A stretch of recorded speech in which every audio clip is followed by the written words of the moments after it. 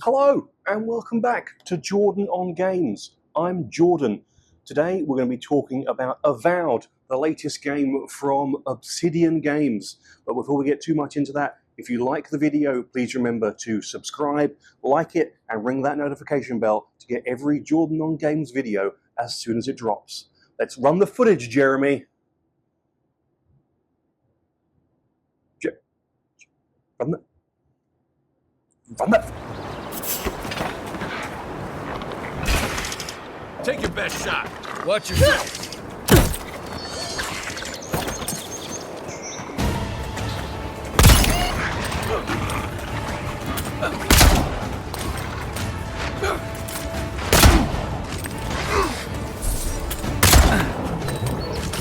Worse than rough.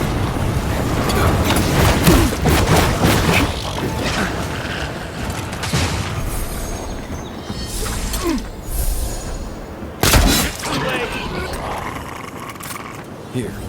This is the path Offred told us about. That it?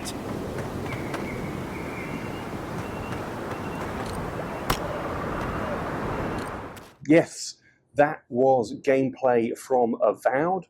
Avowed is available now on Xbox Series S and X. It is also available on Game Pass. I purchased an early access pass to play Avowed a little bit sooner than most people, and I was able to start playing it on February the 13th. So I've had a little bit of time to play the game, and I've been actually very interested about the discourse that surrounded this game. Obsidian, legendary RPG makers, most famously known, I suppose, for Fallout New Vegas, one of the great entries in the Fallout franchise, but also Pentiment and the Outer Worlds and other Pillars of Eternity series, all those kinds of things. And they make RPGs, and they make excellent RPGs and have an outstanding track record. And the critical reception to this has been largely mixed, a bit all over the place. There's been a lot of very, very positive reviews. There's also been some not so positive reviews. I wouldn't say necessarily outright negative reviews of this particular game, but there's been a lot of commentary that the game, doesn't move the needle. It doesn't do anything exceptional with the genre. There's no particular game-changing mechanic or hook that's going to make this game, stand out, I suppose, in the pantheon of great RPGs as they exist. And I've got to be honest, I think that criticism is a little bit unwarranted. I've played Avowed for several hours now, and to be honest, I'm really, really enjoying it. And I think that it does everything that it needs to do really, really well. I think it's got some compelling companions. It's got an interesting story about trying to uncover the source of a mysterious plague in a place called the Living Lands. The Living Lands, so far, is a very beautiful, detailed setting, and one that I've had a lot of fun exploring. The combat, for me, is really, really engaging. It feels very responsive. It feels very chunky, for want of a better word. You can have different loadouts that you can swap between. I'm currently playing a gun-toting wizard who can both use firearms and hurl spells, which is a ton of fun. But then I also have a secondary set with a shield and a flaming sword when I just want to go and have that kind of close quarters combat experience. And I like that. It doesn't pigeonhole you into playing one particular class or style. Really, you can pick and choose from wizard, ranger, and fighter. Those are the three main categories that you can pick skills from. And it really allows you to pick and choose and really tailor the combat experience to what you find interesting, to what you find engaging. Especially as a wizard, there's lots of spells flying around. There's lots of color.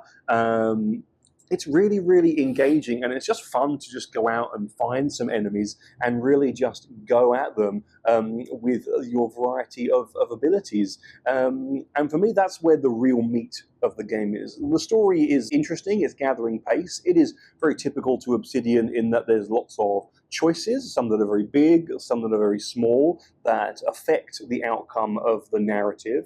Having not completed the game yet, I'm not entirely sure what all those decisions or the impact of them is on the final outcome, if there is one. And I look forward to finding out, because I do intend to play this game all the way through to the end. And that's really good. And it doesn't have to do anything exceptional. Not every game has to be a 10 out of 10, has to be the greatest game of all time. Not every game has to shoot for the moon and be a completely life-changing experience. I would say this is a very, very well-made AA. I wouldn't call it AAA. It's not got the expanse of AAA. But much like Eternal Strands, rather, in the video that I did a couple of weeks ago, what I really enjoyed about this is it just felt more focused. It felt more cohesive, rather than lots of the big kind of open world bloat that tends to populate these kinds of games that are designed to take up hours of our time. And actually, where I am in my life right now, I really appreciate that. I really appreciate a game that respects my time, that actually gives me an opportunity to play an RPG, a type of game that I really enjoy, and not have to worry about whether I'm going to complete it or not, because I don't have the time to sink into completing something that's incredibly obscenely long. You know, when you get to where I am in my life, I am both sort of time poor and money poor as well. And I get the idea that people want games that last a long time, so they don't have to necessarily spend a lot on games. But I appreciate those more curated 20 to 30 hour experiences, which is exactly what this game is. It's a solid RPG. It's very pretty. The worlds are well designed. It's more, again, open zone than one huge open world.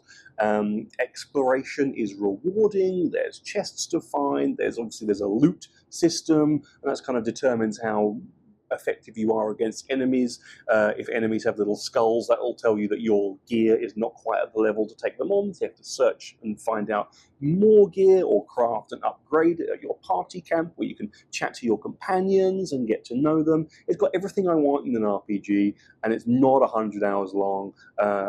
It's supposed to be, 25 to 30 hours if you just mainline the story. I tend to like to do the side quests and stuff if I'm really into a game. But yeah, I think if you're interested in this game, check it out. I think if you have Game Pass, this is a great thing about Game Pass, you can just check it out, and if it's good for you, keep playing it, and if it's not, then it costs you nothing apart from however long you've got the subscription for, and you can just say, thank you very much, but that's not for me. I would recommend it. I would go check it out. If you like Obsidian games, the writing's great as well. The voice acting is great, obviously.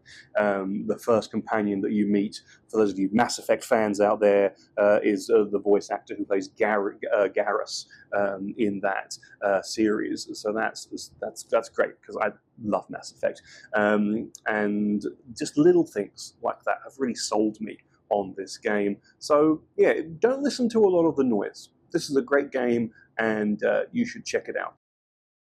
Something else I would recommend you do is check out the other videos on this channel. I'm really enjoying the journey so far. Thank you to everybody who has watched, and I will see you on the next one. Bye-bye.